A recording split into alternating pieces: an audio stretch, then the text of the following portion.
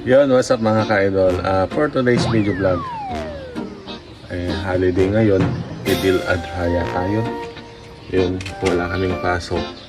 So, at this moment mga ka-idol, walang magawa. Kaya yan, kung nakikita nyo naman, nag-ihaw na ako ng bangus. Para may pulutan, may pananghalian. Ayan. Yummy, yummy.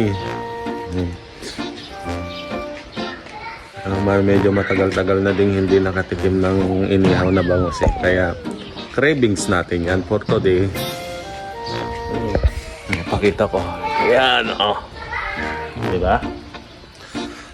Perfect na perfect. Ikaw ba, ka-idol? Ano bang ulam nyo ngayon? Ito lang yung trip ko Pag-ihaw lang ng bangus. Diba? So, yun mga ka-idol. Yun na muna for today's video. Don't forget to subscribe Mark Anthony Austrian Layog and please follow, like, and share. Maraming salamat po.